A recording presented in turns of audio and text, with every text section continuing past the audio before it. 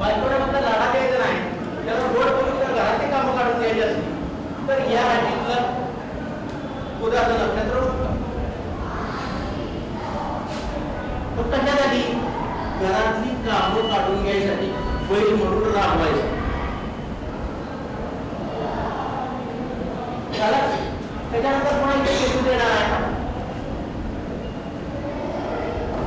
तसं. मग आता काय रिझल्ट होईल? इथं काय होतं? इथं लावा होता, इथं तिसऱ्या स्थानात आहे. म्हणजे कोणत्याही कुंडलीतली साधारणतः प्रत्येकाच्या कुंडलीत काही पॉझिटिव्ह कंडिशन असतात, काही निगेटिव्ह कंडिशन.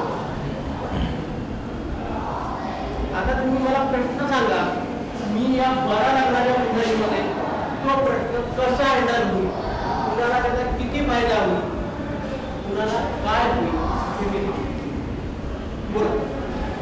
कुठला प्रश्न घ्यायचा आहे? बोल.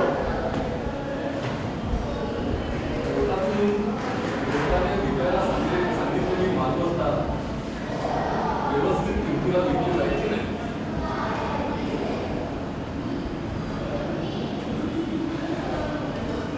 व्यवस्थित किमतीला कधी विकली जाईल हा प्रश्न आहे. जर कोर्टानं सांगितलेल्या गोष्टीचा लिलाव करायचा आहे, तो लिलाव कोणत्या दिवशी करा? आपल्याला मालच पाहिजे ना, माल पाहिजे ना. तिथं कोर्टाने एकदा सांगितलं माल विकायचा आहे आणि त्याचे पैसे कोर्टात भरायचे आहे, जास्ती झालेले तुम्हाला देणार आणि कमी पडले तर तुम्हाला द्यायचे, आणखी काहीतरी असंच असतं ना ते.